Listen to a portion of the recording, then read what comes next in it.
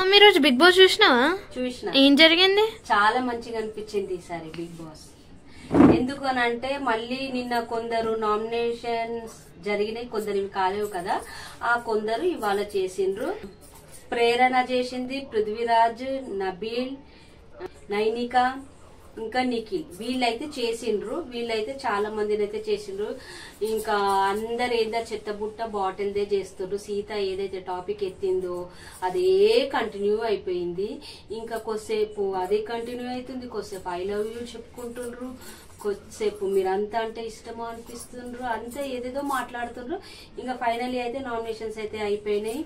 Nominations అయినాక మళ్ళీ break, నామినేషన్ల బ్రేక్ అయినప్పుడు మన సోనియా ఇట్లా అంటది, విష్ణుప్రియది అది పిచ్చిదా నన్ను నామినేషన్ చేసింది సిల్లీ సిల్లీ రీజన్స్ కి అని.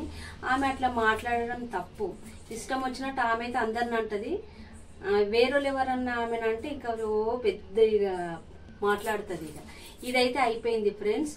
ఇంకా ఇప్పుడైతే నామినేషన్స్ అయితే ఎవరెవరు ఉన్నారో చెప్తా. ఇంకా ఇవాళనైతే మణికంఠనైతే ఉండు, ఇంకా ప్రేరణ, పృథ్వీరాజ్, ఆదిత్య, నిఖిల్, సీత, శేఖర్ బాషా, నైనిక వీళ్ళైతే ఉన్నారు నామినేషన్లల్లా.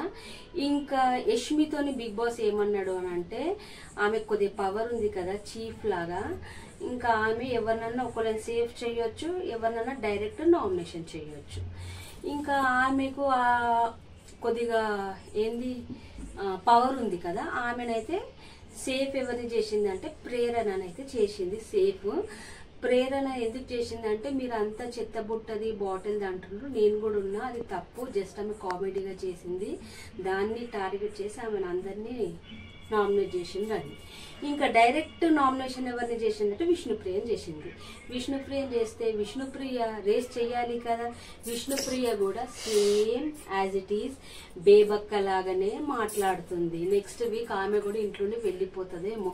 పవర్ బాగుంది, విష్ణుప్రియ మాట్లాడే వాయిస్ ఉంది, కొట్లాడాలి కదా. నన్ను ఎట్లా డైరెక్ట్ నువ్వు నామినేషన్ చేస్తావు, ఆమెను ఎట్లా సేఫ్ చేసినావు అని ఆమె రీజనే చెప్తలేదు.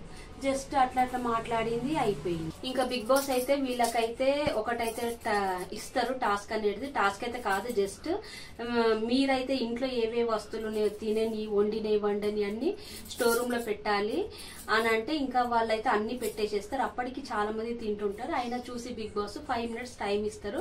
ఈ 5 minutes లోపు ఎవరెవరు తిన్నారు తినలేరో తినేసేసేయండి అని.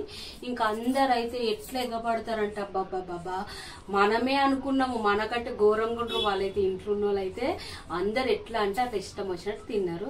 తిన్నాక 5 minutes అయితే అయిపోతుంది. బిగ్ బాస్ అయితే అందరిని అయితే వచ్చి కూర్చోమంటాడు. ఇదైతే జరిగింది ఫ్రెండ్స్. ఇంకా రేపు ఏం గేమ్స్ పెడతారో తెలియదు.